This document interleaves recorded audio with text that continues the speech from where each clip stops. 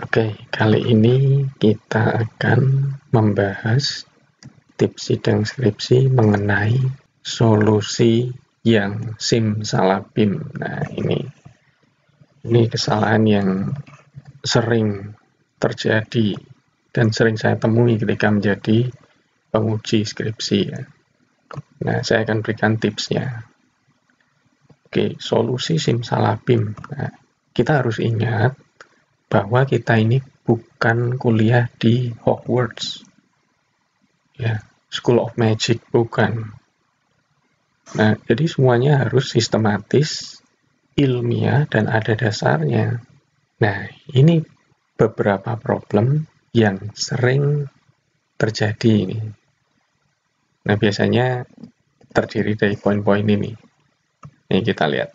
Setelah pendefinisian masalah, langsung pemaparan solusi. Nah, ini.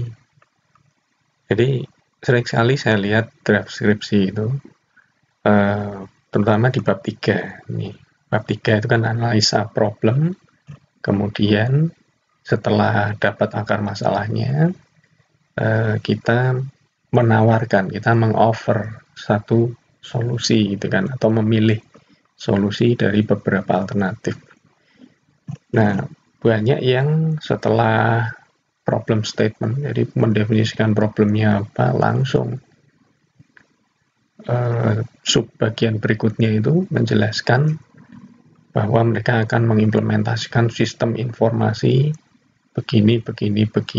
Nah, ini kalau ujian langsung saya tanya, ini dasar Anda memilih solusi ini apa gitu.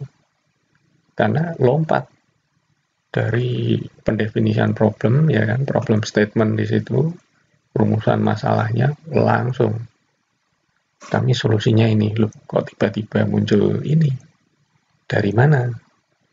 Justifikasinya apa? Nah ini merembet kemana-mana. Merembet kemana? Yang kedua, poin kedua ini. Tidak ada metode yang dipakai. Nah, untuk memilih solusi pakai metode apa? Gitu. Kemudian rentetannya dari rumusan masalah tadi ke solusinya bagaimana? Nah, ceritanya itu terputus di situ. Kemudian ada juga yang malah lebih parah ini, tidak ada identifikasi masalah. Nah, jadi dia langsung mendefinisikan rumusan masalah itu ya berdasarkan informasi dari lapangan saja, hasil interview misalnya, langsung di situ secara mentah-mentah gitu ya. Nah, ditulis. Tidak ada analisis untuk mencari akar permasalahannya. Nah, ini yang poin berikutnya ini. Identifikasinya nggak ada, analisanya juga nggak ada. Nah, lalu tidak ada alat apapun yang dipakai. Nggak ada metode, nggak ada alat. Nah, dan tidak ada pemilihan solusi. Ya karena nggak pakai metode. Nah, lalu biasanya kalau ditanya, apa dasar pemilihan solusi Anda? Biasanya bingung. Atau jawabannya bersifat subjektif, gitu ya, berdasarkan dirinya sendiri saja, pendapatnya sendiri saja. Lalu ada juga yang bilang, kami diminta oleh manajemen, Pak. Ya, itu boleh saja, gitu ya. Tapi itu pun harus ada dasarnya juga, supaya tidak menjadi hoax. Itu. Ya oke, disuruh manajemen. Mana? Biasanya saya kejar. Mana buktinya? Ada nggak email dari direktur atau GM-nya, general manager-nya, atau siapapun lah dari sisi perusahaan atau objek penelitiannya yang meminta hal itu gitu. Meminta Anda untuk merealisasikan satu solusi gitu. Kita lihat poin-poinnya ini. Solusi boleh saja bersifat given atau dimandatkan oleh tim dari top manajemen dari perusahaan tempat kita melakukan penelitian skripsi. Boleh saja. Nah, tapi bila itu yang terjadi, bermainlah sesuai standar manajemen proyek yang profesional. Gimana? Ya ini, berikutnya ini, mintalah bukti formal. Bisa berupa email resmi, atau yang lebih kuat lagi adalah surat perintah bertanda tangan direksi, atau siapapun yang mewakili ya, dan ada cap perusahaan. Itu kuat sekali. Secara proses manajemen proyek, hal tersebut sah dan valid. Nah, jangan lupa juga ini telusuri alasan pemilihan solusi nyatanya. Pak, kenapa manajemen memutuskan untuk memilih solusi ini? Nah, kami ingin penjelasan singkatnya aja deh. Nah, itu nanti hasil penjelasannya Anda masukkan ke draft skripsi kita gitu. Nah, lalu kalau manajemen nggak nyuruh apa-apa gimana? Nah, ini dia. Jadi ada dua alternatif ya dari sebuah solusi. Solusinya bisa given karena sudah dipilih oleh tim manajemen ya. Mereka sudah melakukan seleksinya. Jadi tim peneliti datang, mereka kasih, udah kalian implementasi ini. Nah, itu yang pertama. Yang kedua, top manajemen belum melakukan apa-apa. Nah, kalian tim penelitinya datang, ya kalian harus melakukan proses seleksinya. Gitu. Jadi ada dua cabang nih, yang satu given, yang satu selection. Nah, kita bahas yang selection. Solusi yang dipilih ini. Solusi bisa juga harus melalui proses seleksi atau pemilihan. Nah, untuk milihnya gimana ya? Harus menggunakan metode pemilihan solusi supaya ada dasarnya. Nah, pemilihan solusi pakai apa? Pakai matriks pemilihan solusi. Tuh. Nah, metrik pemilihan solusi itu kayak gimana sih? Ini contohnya. Ini contoh yang paling sederhana ya, bisa dibilang gitu ya. Nah, jadi ini bisa dibuat di Excel. Ini juga saya copy dari Excel saya. Tambah nomornya, lalu kolom alternatif solusinya apa. Nah, Anda bisa tuangkan di sini ada berapa alternatif solusi yang terpikirkan gitu. Nah, lalu kolom-kolom yang ada di atas ini, yang dengan tulisan vertikal ke atas ini merupakan aspek-aspek yang menjadi pertimbangan pemilihan solusi. Nah, misalnya penyelesaian masalahnya, kalau solusi itu kita pilih, masalahnya terselesaikan nggak? Nah, ini kan bermain dengan persentase. Oke, mungkin ada yang 100% masalahnya akan selesai semua. Tapi ada juga yang ya 90%. Nah, kemudian effort rendah. Effortnya seberapa besar kalau implementasi solusi ini? Oh, yang ini besar, yang ini kecil, ini sedang misalnya. Kemudian impact-nya, ini punya dampak besar nggak terhadap organisasi? Nah, atau dampaknya seberapa? Nah, sama-sama besar semua ya nggak apa-apa. Nah, ini kebetulan saya isi skalanya 1 sampai 5. Nilainya ya. Nanti ada bobotnya juga. Nah, masing-masing faktor atau aspek ini kita berikan bobot gitu. Nah, total bobot ini adalah 100. Nah, 100 ini adalah total dari 25 tambah 10, tambah 10, tambah 10, tambah 10, tambah 8, tambah 10, tambah 7, tambah 10. Nah, oke, kita bebas mendefinisikan ada berapa faktor ya yang mau kita libatkan di dalam pemilihan solusi. Tapi yang pasti, setiap faktor-faktornya itu nanti mesti dijelaskan juga. justifikasinya apa? Memilih faktor-faktor tersebut gitu. Kenapa kita masukkan waktu pembangunan gitu. Kenapa kita masukkan risiko implementasi. Nah, penjelasan saja udah cukup. Oke. Nah, lalu ada kolom total score. Ini isinya apa? Isinya setiap poin nilai ini, misalnya 5 ini kita kalikan bobot. Lalu ditambah nilai berikutnya yang dikalikan bobot. Jadi 5 kali 25 tambah 5 kali 10 tambah 5 kali 10 tambah 5 kali 10 dan seterusnya sampai sini, sampai 1 terakhir ya, 1 kali 10. Lalu di total jumlahnya itu berapa? Nah, dapatlah 460. Nah, dari total skor ini kita sebetulnya sudah bisa langsung memilih. Misalnya kita mau pakai aturan yang tertinggi deh skornya misalnya. Nah, yang tertinggi ya tentu saja ini nomor 2, solusi nomor 2 itu yang kita pilih gitu. Oke, tapi itu kalau mau memilih satu solusi ya, tapi kadang-kadang oke, kita mau mengimplementasi beberapa solusi nggak apa-apa gitu. Nah, kalau seperti itu kita harus mendefinisikan ambang batasnya. Nah, ini skor berapa minimal harus kita set gitu. Misalnya 300, oke, skor minimal 300, artinya apa? Di bawah itu, kalau skornya di bawah itu, misalnya ini 133, itu artinya solusinya tidak layak diimplementasikan. Dan kalau itu di atas 300, berarti solusi tersebut layak diimplementasikan. Nah, ini makanya ditambahin satu kolom lagi, layak implementasi. Nah, di sini isinya ya atau tidak aja.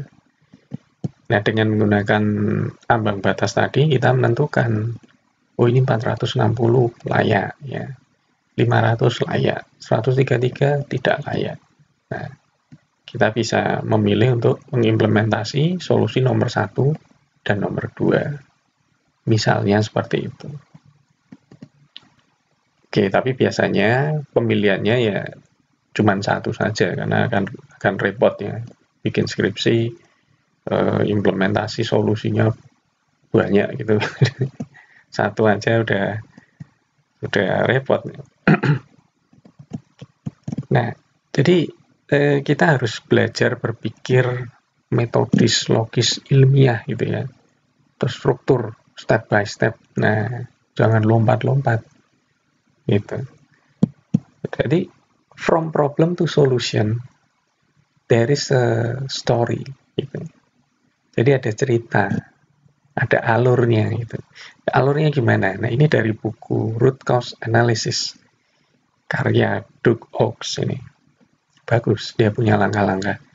Pertama, definisikan permasalahan. Nah, kedua, pahami prosesnya. Gambar dulu flowchart-nya secara keseluruhan gitu ya. Makanya saya selalu ketika membimbing mahasiswa masuk bab 3, saya selalu tanya, ini flowchart big picture-nya mana? Flowchart proses secara keseluruhan. Kok nggak ada? Kalau nggak ada, bikin peta proses keseluruhan. Nah, karena apa? Dari situ kita bisa memahami prosesnya. Ini sudah langkah kedua ini. Dan langkah ketiga, identifikasi kemungkinan penyebabnya. Lakukan root cause analysis. Nah, saya biasa pakai minta mahasiswa pakai tools yang kalian bisa, itu yang sederhana buat kalian. Gitu. Nah, banyak yang memakai fishbone diagram, it's okay. Gitu. Yang penting langkah ini ada. Nah, supaya tidak lompat. Banyak yang langsung lompat ke 6 kan. Langkah ke-6, identifikasi dan pilih solusi. Nah, mereka melewatkan langkah 3, 4, 5 ini. Oke, setelah root cause-nya dapat, selidiki lagi. Ini yang bagus nih. Selidiki lagi, kumpulkan datanya.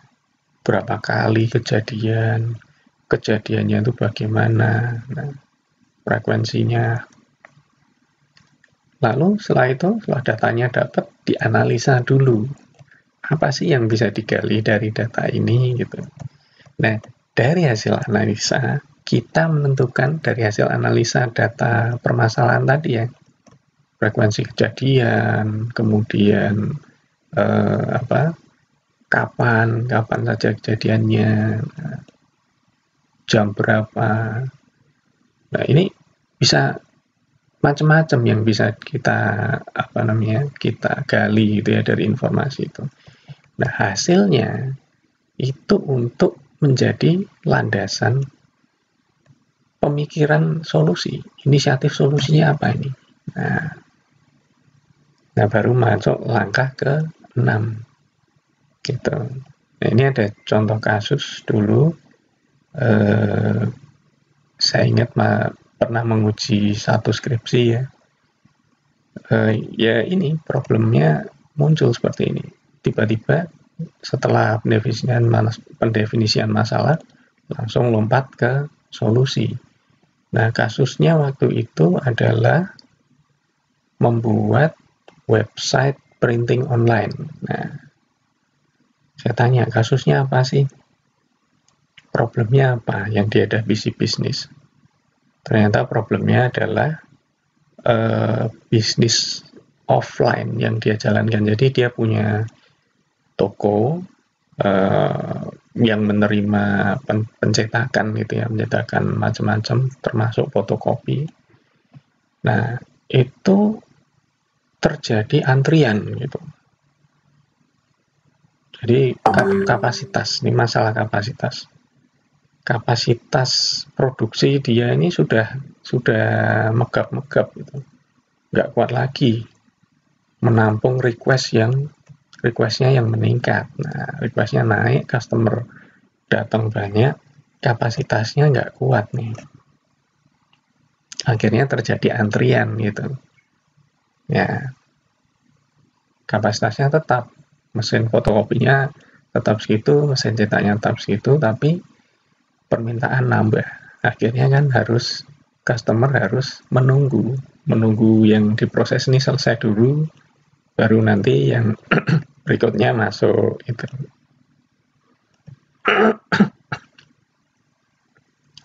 Nah, lalu saya tanya ke mahasiswa tersebut, dari mana Anda yakin kalau ini di-online kan itu bisa memecahkan masalah ini? Itu. Ini kan masalahnya kapasitas, saya bilang. Kok solusinya di-online kan? Bukannya kalau bisnisnya nanti di-online kan, requestnya itu malah nambah lagi lebih banyak. Oh iya, kenapa?